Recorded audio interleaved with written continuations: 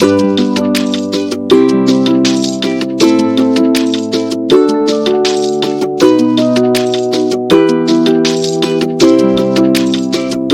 welcome to Random Things with BK. Today we're going to start a series that I've been wanting to do pretty much since the inception of Random Things with BK, where I interview different craftsmen.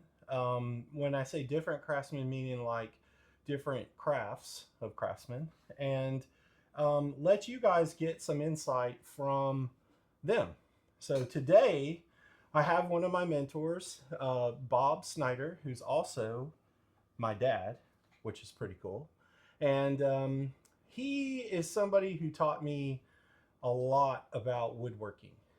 He was owned a cabinet shop for many years, and I'll let him expound on all of that. But he is the one that taught me primarily most of the things I know about making any kind of fine woodworking stuff, and probably some of the rough construction that we've done over the years. So Bob, uh, why don't you tell us a little bit about your background as far as woodworking goes and like that? Well, actually, since I was a very little boy, I liked woodworking. My grandfather had a shop, and I didn't get to play in it very often, but when I did, I was thrilled. And then when I was about 12 years old, we moved into a neighborhood that had a lumber yard right up in the corner. Wow. And they had a wood shop in there, and they had all this scrap wood that I could go up and get all I wanted for free. Nice. So I started just building things and continued on and just decided there was nothing I couldn't do. But it might take a little while, but I'd figure it out. Right. Then I had a really good mentor in junior high school with a teacher. We had a good wood shop, and that helped a lot. Taught basic safety of tools and that kind of stuff. And a little bit about design, how to clean your paintbrush. Right. Yeah. His way of cleaning a paintbrush is that you'd wash your brush out, and then he'd come up and go like this on your face and said, "Is it clean enough?" So it didn't take long before you got those brushes pretty clean. We sure did. Yep. Yeah. Good times. You'd get sued for that now. But that's awesome. That's awesome. So that also kind of answered the other question of like what got you into woodworking. But I don't think I've ever heard you talk about your grandpa. And so he was really into woodworking? He was into putzing. Putzing. Okay. Now, my great-great-grandfather was a carpenter. I know very little bit about him except for somewhere around the time that end of the Civil War, he went out to the store and he'd come home for 17 years.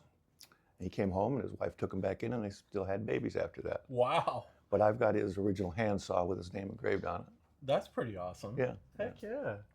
So you had a cabinet shop for many years. Mm-hmm. And before that, you were a small business owner of various types of small businesses. Mm-hmm. And but what made you decide on doing a cabinet shop? And for everybody's knowledge, this was a custom cabinet shop. We made like highly customized cabinets, no prefab stuff or anything like that. So, yeah. Well, really, I did desperation. Okay. My last business started to go under when Hardee's moved into our small town of Smithville. Right. And I had a nice little drive-in restaurant there and make a nice living at it. But within a week, I could tell that there was no way I could weather it out because they just had like 90% of the market for a long time just because it was a new. Right. But at the same time, I owned a very small roller skating rink. Yeah. That was had been in business for like 30 years, but was originally a dry goods store in a small town of Liberty. Right. And it was about probably a rink was probably like 40 by 40, not very big, but it was fun. I roller skated there when I was a kid. Yeah, 50 cents to get in, and that included your skates. Yeah. Of course, your skates were rather old and worn, but everybody had a good time. Yep. But I bought it for the kids because 50 cents a pop, and only doing it 1 or 2 nights a week, you couldn't make any payments with it. Right. But when my restaurant closed, I had to figure out how to support that. I gotcha. So I just decided to move. By the time I accumulated some tools, moved my tools in there, and started knocking on doors, and putting up a shingle, and I refinished furniture. I built everything I did a bank one time. did a big jewelry store one time, a big cabinet for a jewelry store, grandfather clock, just, and mostly I ended up the career with doing high-end custom kitchens. Yep. So, Yep. Very good.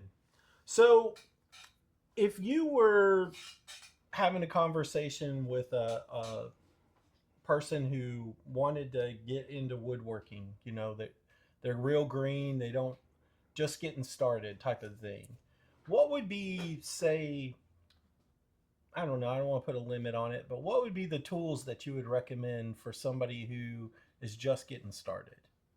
well, I'd recommend hand tools. Um, of course, in today's world, almost everybody has to have a drill driver Right. and a drill. But the hammer and a drill driver, a good quality measuring tape, Yep. a good square, good level, um, and then just assortment of tools that you buy for each job until you have a nice collection. Yeah. That's how we get them, Yep, right? that's right. Right. That's how we convince our wives it's okay. I You know how much it know. would I got cost? this job to do. Right? If we hire it out, it's going to cost more than this, Right. and so I have to buy this tool. Exactly. Exactly. And if you're a young person out there, ask for tools for Christmas. Your parents will buy you tools all day long.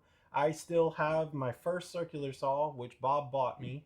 It's a great circular saw, and it's the only one I own. Well, I take that back. I have a little cordless one too, but it's my big circular saw, and it's a quality tool, and that he got it for me. So, um, all right. So let's talk about your shop. Well, first of all, you're retired now, Mm-hmm. kind of. Yeah. Like you're still staying busy Yes. pretty much all the Mhm. time. And now you're a putzer, Mm-hmm. Yes. Sir. right? Yep. So you putz with all kinds of fun stuff, Mhm. but you still do a lot of woodworking. You Mhm. enjoy it, Mhm. even though your cabinet shop's long closed Right. and all that. So what kind of projects do you most enjoy now? Actually, what I enjoy mostly is putzing in my shop and working on organizing things and building little cabinets to hold stuff and stuff like that. I like working on my shop. Okay. So that leads me to the next question. Why don't you tell, a lot of people are interested, we're all trying to make do with whatever space we have, right? Mhm. You and I talk about our shops all the time. Right. We get ideas from each other and that. So I thought it'd be good if you shared what your current shop is like and what are some of the things you do to make the best use of your space. Well, my current shop is in a metal carport. It's uninsulated. It's uncomfortable. I made some doors, which I have to rebuild right now because they've been, that's what happens when you kind of build rough stuff. But I got electricity in there. I've got a heater I can use if I need to. And basically, is that you just think about your space, what tools you have, and how can you make most of your tools portable when you push them against the wall. But I've got three workbenches. I've got one in one corner, and that's where I'm setting up my metalworking area. Right. And then I've got another one that is just kind of a general projects, and then I've got a big 5x5 square right in the middle of the room. And that sometimes it's half cluttered, and I'm working on this half. Sometimes I clear it all the way off. And the new LED lights are definitely great. I mean, you can buy those LED 4-foot at Walmart for $20, and they really light up the space. Yes. Good light, Yes, very they good are lighting. great. I've added several to the shop here just to get more light.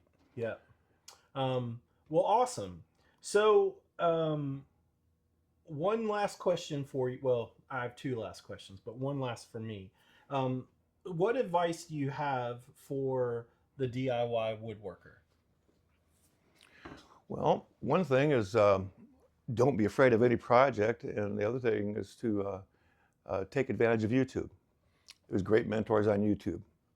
And I like to, if I have a project I'm unfamiliar with, I like to see 2 or 3 different people's ideas and kind of go from there.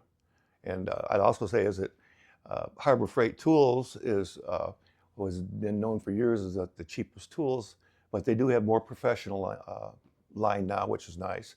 And sometimes you don't need a real expensive tool for a job you'll do maybe once and twice, and maybe you'll use it another time. Yeah. But it's nice to have.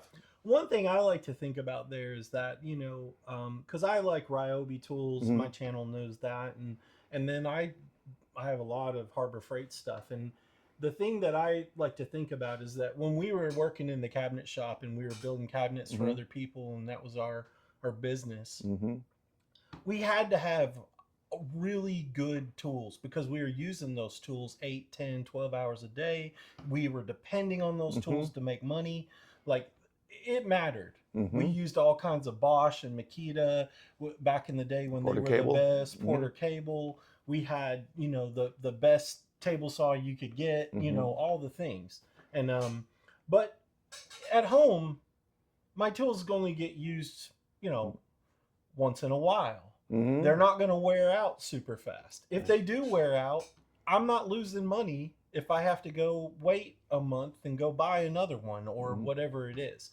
So to make it affordable, it is good to go to Harbor Freight or to order certain tools online or that type of thing, just to make it accessible, Hmm. right? Correct. You And don't have to have Festool or whatever right, to that do you the, could the start out with an project. inexpensive tool from Harbor Freight, and it may last you a year. But in the meantime, you're going to learn a lot about tools. You're going to learn about what the quality is and it's not. Mm-hmm. And that way, when you go out to go buy one, you know what you're looking for. Yeah, how to keep it adjusted, those type Exactly. of things, because that's where a lot of the quality will change. Like, you Exactly. might have to check the guard on your jigsaw every time you use it Hmm. or halfway through the project on a cheap one. But if you bought a really good one, it would just stay locked in. Hmm. But you'll learn about that. You're right. Right. That's a really good And insight. and the other thing is maintaining your tools, keeping them Yep. clean, um, keeping them adjusted. There's like, for example, a bandsaw. You could take a jet bandsaw, which is a middle of the road company. It's pretty quality, and by adding a fence and a riser block to where you can get another 6 inches of cut in there, and then getting your guides, good guides, and good rubber on the wheels. I mean, you can really keep fine tuning it to where you've got a saw that's, like a $2,000 saw, Right. and you've got, $500 to $1,000 in it. Right. Right. And you can find those used Oh, sometimes. very much so. And then do a little rehab to them Hmm. and oil them up and get them Hmm. going. Yeah. Another thing I recommend would be is that to get a small air compressor, and not a great big one to begin with, but one that you can actually wheel around and use it. Mm-hmm. Because there are a lot of advantages to having some air-powered tools and just having air for helping clean, that kind of Yes, stuff. for cleaning for sure. In fact, one of my best tools for cleaning my shop is my leaf blower. Yes. And I'll just open up a door and put a fan in it or whatever, and Blow it it out. gets the sawdust outside right now. Yes. Of course, in your neighborhood, you may not be able to do it like I can on the farm. I don't know. I get away with it occasionally, Yeah, but yeah, on the farm it's way yeah, easier. it is. You're just adding to the dirt. I Right, have to pretend it's going out in the grass. right, Yeah. right. Yeah. Yeah. All right. Awesome. So, the last question I have for you is, what is one thing that I didn't ask you that you think would be important to tell people? I guess probably, and I think I've said it before, is not to be afraid to tackle a project. Uh, and if it is a big project, break it down in small steps. So you're only focusing on one step at a time, um, because and don't get ahead of yourself, and don't get in a hurry. Don't get in a hurry. Be patient. Don't be in a hurry. Be patient with yourself. Yeah, that's my hardest Yeah, challenge on it is. any project is not getting in a hurry. It doesn't have to get done in a day, folks. It Mm-mm. can take. Enjoy the process. Is Exactly. really the key to it, Yep. right? Correct. Yep, enjoying the process. Well, that ends up our interview for today. Bob Snyder, thank you so much for coming and talking to Yep. us. My And pleasure. hopefully this was entertaining and helpful for you. If it was, like and subscribe, and we'll see you next time.